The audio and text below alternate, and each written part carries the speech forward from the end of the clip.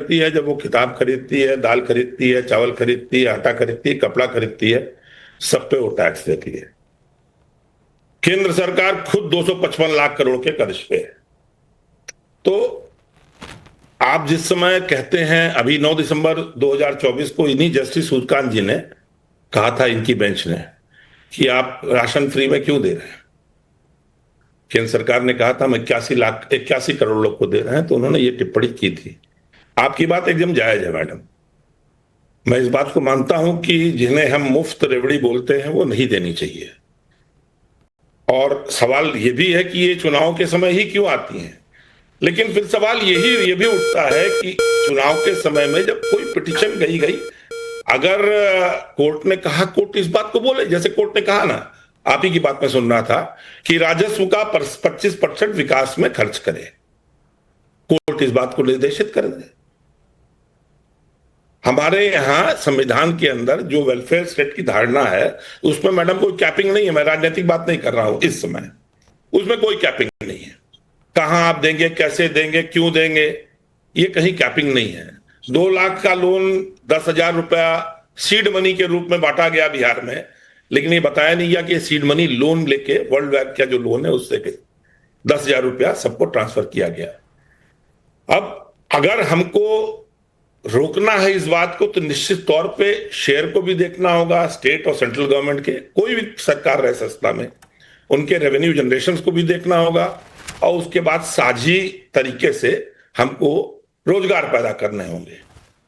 Supreme court ने इस पे टिप्पणी तो कर दी, कई साल से कर रहा है, 2 टिप्पणियां तो मैंने ही बता दी आपको, लेकिन इसका रास्ता क्या है ये भी तो उनको बताना पड़ेगा थोड़ा। राजनीतिक दल बहुत मजबूर होते हैं मैडम, ये आप भी जानती हैं, अच्छी तरह जानती हैं। हम नहीं बोलेंगे, सामने वाला बोलेगा। सुप्रीम कोर्ट इस बात को ही कह दे, सुप्रीम कोर्ट यही कह दे कि 3 क्वार्टर पहले किसी तरह का अनाउंसमेंट नहीं हो, 9 महीने पहले चीजें रुक जाएंगी, सही जाएंगी, सही तरीके से आएंगी। मेरा मानना है उसमें 25 से 40% कैप लग जाएगा 9 महीने पहले से कह दे। लेकिन ये तो सुप्रीम कोर्ट कहती नहीं है, उंगली उठा दी सुप्रीम कोर्ट ने, बता दिया, हम डिबेट करने बैठ गए, लेकिन इसका मूल जहां पे है वो भुखमरी में है, वो गरीबी में है। तो आप जब तक समस्याएं हैं, लेकिन आपने जो मूल बात कही कि पार्टियां बहुत, राजनीतिक पार्टियां बहुत मजबूर हैं।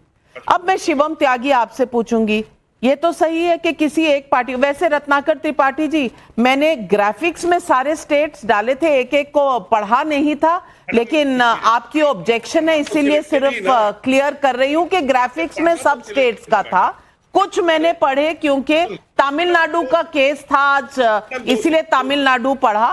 सिर्फ बता रही हूं कि ग्राफिक्स में वो चल रहा है। लेकिन शिवम त्यागी जी, ये बात तो सही है, ये बात तो सही है कि कोई पार्टी इस पर पहल नहीं करती। हर पार्टी ये कह रही है कि सुप्रीम कोर्ट तय कर दे, फिर कहेंगे कि ये जुडिशरी का इंटरफियरेंस है एग्जीक्यूटिव में, क्योंकि ये फैसले एग्जीक्यूटिव और लेजिस्लेचर के होते हैं, अगर सब कुछ सुप्रीम कोर्ट ही तय करेगा। मैं पूछना चाहती हूं कि बिहार में जो हुआ वो सबने देखा। मुझे लगता है रत्नाकर जी की बात में दम है कि 9 महीने पहले किसी चुनाव से ये रेवड़ियां नहीं देनी चाहिए। भाई, पार्टियां भी कुछ करेंगी या नहीं करेंगी, या ये फ्रीबीज और ये जो रिश्वत का रिश्ता है वोटों के लिए, ये चलता ही रहेगा? देखिए नाविका जी, मुझे लगता है कि इस देश में सोशल वेलफेयर की बहुत जरूरत है, और कहीं ना कहीं एक तबका ऐसा है, चाहे वो किसी भी वर्ग में हो, जिसको अपलिफ्ट करने की आवश्यकता है।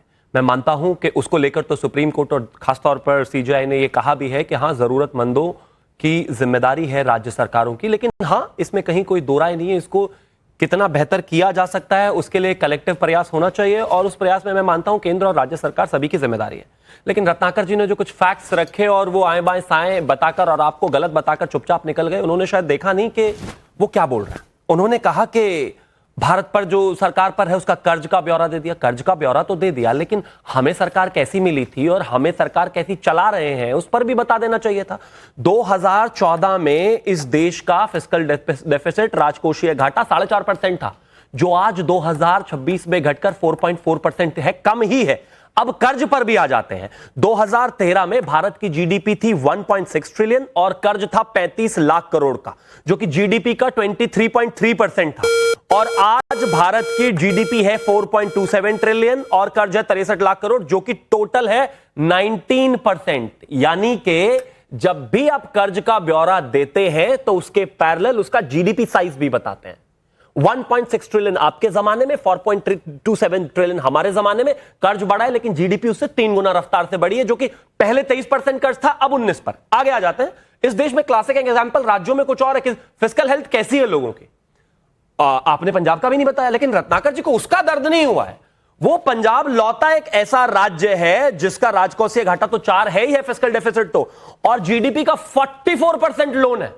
अरविंद केजरीवाल रोज आकर कहते थे अरे 20-25 हजार करोड़ रुपए रेते की चोरी बचाकर रोक दूंगा। क्या कर रहे हैं सबको पता है, आज भी स्थिति देख लीजिए। छोड़ दीजिए इस बात को। पश्चिम बंगाल 37% जीडीपी का लोन है उन पर भाई। इसके अलावा केरला की अगर मैं बात करूं 34% लोन है। कर्नाटका पर आ जाइए, इसके अलावा तमिलनाडु पर आ जाइए। अब आपने कहा, मैंने सोचा कि भाई आप हमारे राज्य बताएंगे तो मैं उन पर भी आ जाता हूं। जब उत्तर प्रदेश पर कर्ज की सीमा बताते हो तो उसकी जीडीपी भी कृपया करके बताया करें। उत्तर प्रदेश की जीडीपी 2013 में अप्रॉक्सीमेटली 13 लाख करोड़ थी और आज 2025 में 30 लाख करोड़ है। हमारे ऊपर जो कर्ज है वो 6.6 लाख करोड़ का है, जो टोटलिटी का 32% है। बाप, सब बही बाकियों के राज्यों से बही खाता लेकर बैठ गए हैं, सब बही खाता लेकर बैठ गए हैं। मैं प्रिंसिपल की बात कर रही हूं और प्रियंका कक्कड़ जी, मैं प्रिंसिपल पर आती हूं। प्रिंसिपल ये है, ये कंपटीशन नहीं है कि कांग्रेस रूल्ड स्टेट है तो ऐसा करती है, बीजेपी रूल्ड स्टेट है तो ऐसा करती है। ये प्रिंसिपल की बात है कि क्या ये देश हमारा है और क्या ये देश अफोर्ड कर सकता है। मैं पूछ रही हूं प्रियंका कक्कड़ जी कि क्या सभी राजनीतिक दलों को इन मुद्दों पर चर्चा करनी चाहिए या नहीं। नंबर 1, वेलफेयर की जरूरत है, गरीबों को कुछ देने की जरूरत है, उनको सपोर्ट करने की जरूरत है, ये बिल्कुल वाजिब नियत है। लेकिन कब तक और कितनों को, और मतलब उसको रिविजिट करना है कि नहीं कि ये ताउम्र चलती रहेगी और टैक्स बेस आपका बढ़ेगा नहीं और सिर्फ फ्रीबी हर चुनाव से पहले हर राजनीतिक दल करेगा, तो फिर देश कैसे चलेगा, नौकरियां कहां से आएंगी, विकास कहां से होगा। ये सवाल अब अगली पीढ़ी के लिए भी कोई पूछेगा या नहीं। Navika ji 2 minute please bear with me. आप देखिए कि ये सवाल उठा क्यों, क्योंकि भाजपा का एक नेता फिर से पिटीशन डाल देता है, क्योंकि बिहार चुनाव खत्म हो गए। इलेक्शन कोड के बीच में इन्होंने 10,000 रुपए सबको बांटा था। अब ये नहीं बांट सकते, इनको अपने किए हुए वादे पूरे नहीं करने। दिल्ली में इन्होंने 2500 प्रति महिला का वादा किया था, वो वादा पूरा नहीं करना। तो अब ये सुप्रीम कोर्ट की टिप्पणियों को ऐसे उठा के बता रहे। नहीं तो ये सुप्रीम कोर्ट को मानने वाले लोग हैं, ये वही लोग हैं जो पलट देते हैं सुप्रीम कोर्ट के फैसले। जब सुप्रीम कोर्ट कहता है कि दिल्ली सरकार के पास पावर होगी अफसरों के ऊपर, अधिकारियों के ऊपर, तो सुप्रीम कोर्ट उनके फैसले पलट देता है। ये वो सरकार है, पहली चीज। दूसरी चीज, 2 मॉडल हैं देश में, एक है रेवड़ी मॉडल, एक है रेवड़ा मॉडल। रेवड़ी मॉडल के तहत अरविंद केजरीवाल जैसे इंसान की फिजिकल प्रूडेंस की वजह से आपको दिल्ली में एक